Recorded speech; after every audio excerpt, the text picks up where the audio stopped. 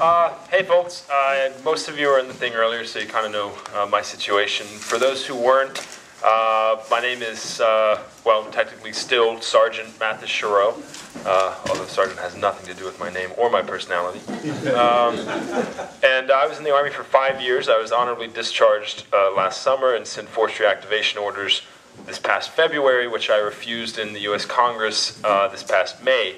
And yeah, so the U.S. Army has decided to prosecute me for my refusal to go to Iraq. That'll probably be going down in January, and I'm going to fight that tooth and nail as I promised to do, last May. But really, what I want to talk about for, I guess, the next 8 minutes is this concept of GI resistance, of soldiers and service members actually saying no to the occupation. And how we as American citizens can make that decision easier for them.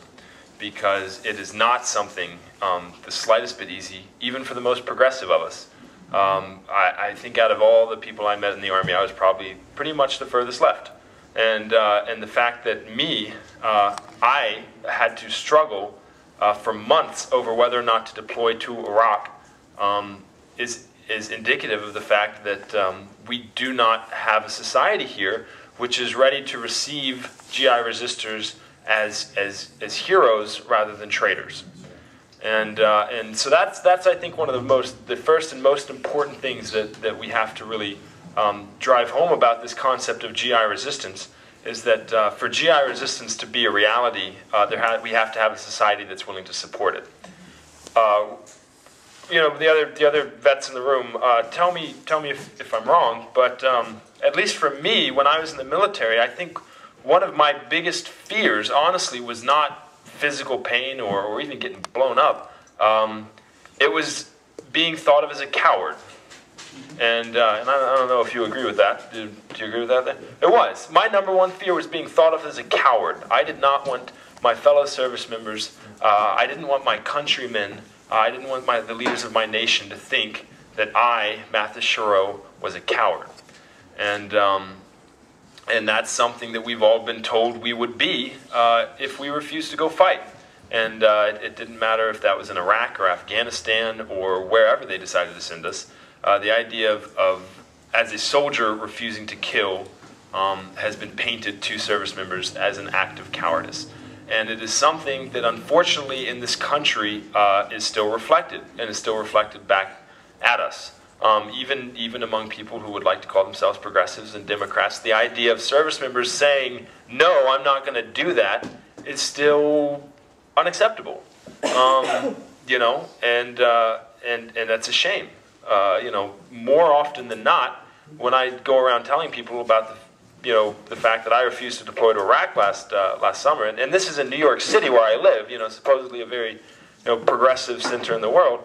The fact that when I go around and tell people about that, the first thing that they say back to me is, well, aren't you, required to follow orders? Like, and this is even like very progressive people that I know. And I have to explain to them, well, sort of, but before that, there's this part in the enlistment oath where you swear allegiance to the Constitution, and if you think something's violating that, that's ultimately the authority. Yeah, I mean that's crazy. And anyway, I'm from Alabama originally, so when I go home, it's just that amplified, and that I think is one of the primary reasons that soldiers who otherwise believe that the war is illegal and that we were lied to get in there still continue deploying. Myself, and it's crazy to think, I wasn't scared of the jail time. I thought I would rather serve 20 years in jail than take one innocent life. I wasn't even, well,